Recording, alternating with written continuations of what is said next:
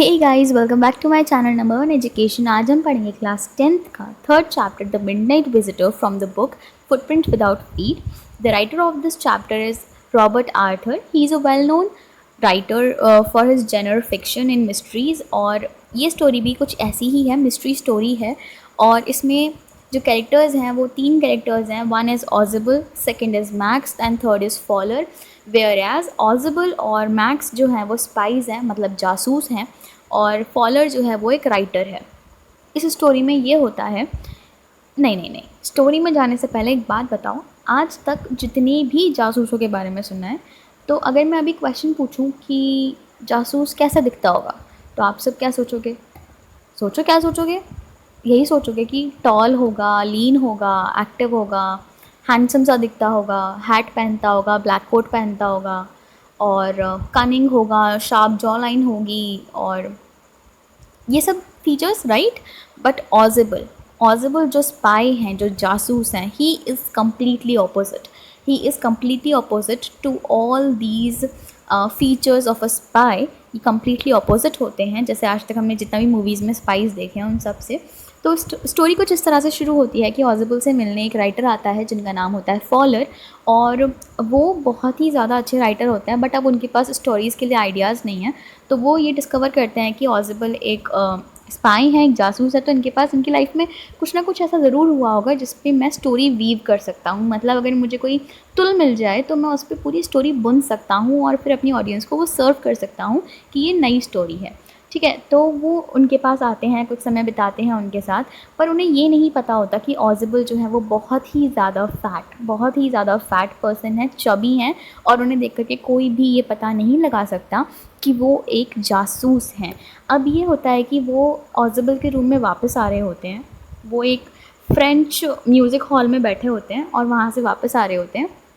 तो उसी वक्त ऑजिबल और फॉलर आपस में बात कर रहे होते हैं। तो ऑजिबल कहते हैं, मुझे पता है तुम्हें बड़ा ही बेकार महसूस हो रहा होगा, क्योंकि जैसा तुमने मेरे बारे में सुना था मैं बिल्कुल भी वैसा नहीं हूँ। हाँ, मैं जासूस ज़रूर हूँ, पर मैं बाकी जासूसों जैसा नहीं दिखता। ऑजिबल कहते हैं कि मैं मोटा हूँ, मैं बहुत मोटा हूँ।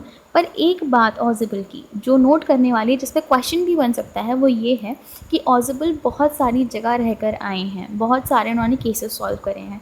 तो कुछ लैंग्वेजेस जो वो बोला करते थे वो थी फ्रेंच और जर्मन। फ्रेंच और जर्मन के अलावा भी जब वो पेरिस से लौटे थे 20 साल पहले, तो अमेरिकन एसेंट लेके लौटे थे। और अमेरिकन एसेंट उनका आज भी उनकी बोली में देखा जाता है। और वो पेरिस से जब 20 साल पहले आए थे तो किस कंट्री में आए थे? वो बॉस्टन में आए थे। ठीक है, और अब वो कौन सी लैंग्वेजेस बोलते हैं? वो बोलते हैं French and German, but you can still sense American accent in his language, in his talking tone, right. उसके बाद ये होता है कि ऑजिबल कंटिन्यूएशन में बात करते हैं फॉलोअर से कि तुम बहुत ही ज़्यादा निराश लग रहे हो मुझे, और होगे भी क्यों नहीं। तुमने सोचा था कि हम जब बैठे होंगे हॉल में तो कोई एक बहुत ब्यूटीफुल सी लेडी आएगी, चिट एक्सचेंज करेगी, मैं उससे कोई क्रिटिकल इन्फॉर्मेशन एक्सचेंज करूँगा, मेरे पास गन होगी, आसपास पुलिस लगी होगी, या मेरी बहुत लंबी टीम होगी कोई। बट ऐसा कुछ भी नहीं है। हाँ, स्पाइज एक्चुअली में जो होते हैं वो बहुत डिफरेंट होता है comparative to what we have seen in movies and web series. तो वो यही बात कर रहे होते हैं। कैजुअली बात करते करते वो अपने रूम तक पहुंच जाते हैं, और रूम तक पहुंचते ही वो रूम अनलॉक करते हैं और फॉलोअर को बोलते हैं कि चलो अंदर आओ। फॉलोअर जैसे अंदर जाता है वो उसको फॉलो करके अंदर रूम में घुसते हैं, रूम का डोर बंद करते हैं। जैसे ही रूम का डोर बंद करते हैं उन्हें सेंस होता है कि रूम की आधी दूरी पर, मतलब गेट से आधी दूरी पर कोई खड़ा है। तो वो जैसे ही लाइट ऑन करते हैं वो एकदम से चौंक जाते हैं और वो कहते हैं, ई मैक्स, तुम यहाँ क्या कर रहे हो? और मैक्स के हाथ में एक ऑटोमेटिक पिस्टल होती है जो वो दोनों की तरफ पॉइंट कर देता है। Max is the second spy. जो मैंने इंट्रोडक्शन में आपको बताया था कि 2 स्पाइज रहेंगे, तो ऑजिबल के बारे में हमने बात कर ली, अब हम मैक्स के बारे में बात करते हैं। मैक्स जो है वो थोड़े से, उनके जो फीचर्स हैं वो बिल्कुल कह सकते हो आप एक कनिंग स्पाई जैसे हैं। थोड़े से लंबे से थोड़ा छोटा, मतलब not completely tall but a kind of tall. ठीक है ना, तो टॉल हैं, लीन हैं, और फिट भी कह सकते हो आप। कनिंग होंगे, आगे पता चलेगा कितने कनिंग हैं। कनिंग होंगे, और उनके जो थोड़े से जो लुक्स हैं ना वो फॉक्स जैसे हैं। अब ये होता है कि ये आपको मैंने बता दिया कि मैक्स कैसे थे। अब ऑजिबल की स्टोरी पे वापस आते हैं। तो ऑजिबल जब मैक्स को देखते हैं तो वो एकदम स्नीक कर जाते हैं कि अरे ऑजिबल, मैक्स तुम यहाँ क्या कर रहे हो? मुझे तो लगा तुम बर्लिन में होंगे। ऑजिबल ये बोलने के बाद एकदम से डोर की तरफ हाथ मारते हैं और डोर बंद कर देते हैं, लाइट ऑन करते हैं। लाइट ऑन हो चुकी है, मैक्स को देख चुके हैं, परेशान हो गए हैं एकदम से कि तुमने मुझे डरा दिया, तुम मेरे रूम में क्या कर रहे हो। और इस बात पे मैक्स कोई जवाब नहीं देता और मैक्स कहता है कि मैं यहाँ पे आया हूँ वो रिपोर्ट लेने। तो ऑजिबल क्वेश्चन मार्क, कौन सी रिपोर्ट?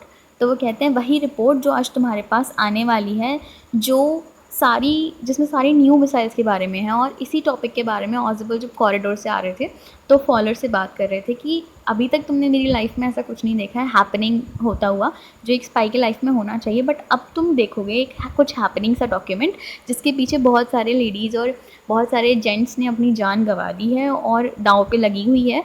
और वो जो प्रोजेक्ट है, वो जो पेपर्स हैं, डॉक्यूमेंट्स हैं, वो मेरे पास आने वाला है। इसी डॉक्यूमेंट के बारे में मैक्स बात कर रहा है एंड मैक्स कहता है कि वो डॉक्यूमेंट तुम्हारे पास आने वाला है और मैं तुमसे ये सोच रहा हूँ कि क्यों ना उस डॉक्यूमेंट को मैं तुमसे ले लूँ, क्योंकि वो तुम्हारे पास से ज़्यादा सेफ मेरे पास रहेगा। अब ये होता है कि ऑजिबल आर्म चेयर पे जाके बैठ जाते हैं बड़ी शांति से और उन्हें देख के कोई नहीं कह सकता कि उनके दिमाग में कोई स्टोरी चल रही है। आर्म चेयर पे जाके बैठ जाते हैं। आर्म चेयर तो हमें पता है ना, जो हिलने वाली कुर्सी होती है जो हमने मूवीज़ वगैरह में देखी है। तो वही आर्म चेयर पे जाके बैठ जाते हैं और बहुत ही ज़्यादा शांति से बैठे होते हैं एकदम रिलैक्सिंग में। और वो कहते हैं कि मैं तो इस होटल को स्यू कर दूंगा। स्यू मतलब बैन कर देना या इस पर केस कर देना।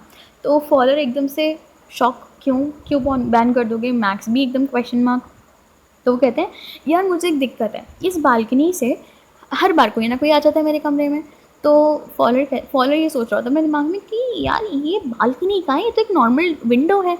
तो वो कहता है जो ऑजिबल होते हैं वो कहते हैं मैक्स से कि तू भी बालकनी से आया है ना, मुझे पता था बालकनी से हर बार मेरे साथ कोई ना कोई ऐसा हादसा हो रहा है। पिछले 2 महीने पहले भी एक बंदा आ गया था मेरे कमरे में और बड़ी दिक्कत हुई थी मुझे, और मैंने तब कंप्लेन की थी तो इन्होंने कहा था कि नहीं हम सही कर देंगे। तो वो कहता है मैक्स की बालकनी, मुझे किसी बालकनी के बारे में नहीं पता था, मैं पास की हेल्प से आया हूँ। पास की का मतलब होता है किसी रिस्ट्रिक्टेड एरिया की एक डुप्लीकेट चाबी को आप जब चुरा लेते हो और उसे इस्तेमाल करके आप कहीं यूज़ अपना काम करते हो। तो वो कहता है नहीं मैं पास की हेल्प से आया हूँ। शिट यार, अगर मुझे पता होता कि बालकनी है तुम्हारे रूम में तो मैं अपना टाइम क्यों वेस्ट करता और अपनी जान खतरे में क्यों डालता, मैं बालकनी से ही नहीं आ जाता। तो वो बताते हैं कि पहले ही जो रूम था ना, ये बहुत बड़ा रूम था, लिविंग रूम हुआ करता था। फिर उसके बाद ना इसको कट कर दिया गया, तो एक शॉर्ट रूम ये मेरे पास है, इसके बगल वाला एक लिविंग रूम है, उस लिविंग रूम की बालकनी अटैच है और उस बालकनी के 2 कमरे नीचे एक कमरा बंद है और उससे कोई भी ना आराम से उस बालकनी में आकर के मेरे रूम में आ सकता है। तो अब ये बातें वो कर रहे हैं। तो फॉलर बहुत डरा हुआ है क्योंकि उसकी तरफ विंडो के जस्ट सामने वो खड़ा हुआ है और विंडो के जस्ट सामने मैक्स खड़ा है, मैक्स के सामने फॉलर खड़ा है और मैक्स ने उसके ऊपर बंदूक यानी कि पिस्टल तानी हुई है और हो सकता है कि वो उसे शूट भी कर दे। तो फॉलर बहुत डरा हुआ है और उसने आज तक कभी भी किसी स्पाई से ऐसे रूबरू बात नहीं की है और उनको ये भी नहीं पता था कि ये कैसा है, खतरनाक है भी या नहीं है। पर ऑजिबल का कैजुअल बिहेवियर देख के उन्हें डर लग रहा था कि कहीं ऐसा ना हो ऑजिबल अपने आप को सेव करने के चक्कर में मुझे शूट करवा दे। अब ये होता है कि वो तो खड़े रहते हैं, ऑजिबल बैठ जाते हैं। तो मैक्स कहता है हाँ अभी हमें टाइम लगेगा, तुम परेशान मत हो, तुम बैठ जाओ। तो वो एकदम एकदम से क्वेश्चन मार्क की क्या बोले जा रहा है। तो मैक्स बोलता है अराउंड हमें अभी आधा घंटा लगेगा। तो ऑजिबल जो होते हैं वो 31 मिनट्स बोल देते हैं करेक्ट एक्यूरेट कि 31 मिनट्स लगेंगे और अभी हमारा जो अपॉइंटमेंट है वो 12:30 का फिक्स हुआ था, तो अभी 31 मिनट्स लगेंगे, तो आप बैठ जाओ ठीक है ना।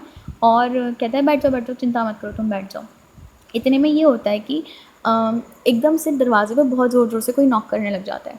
नॉक करता है तो फॉलर एकदम से उसका जो चेहरा होता है वो पीला पड़ जाता है कि अब क्या हुआ, अभी ये एक बवाल कम था जो दूसरा बाहर खड़ा हो गया आकर के।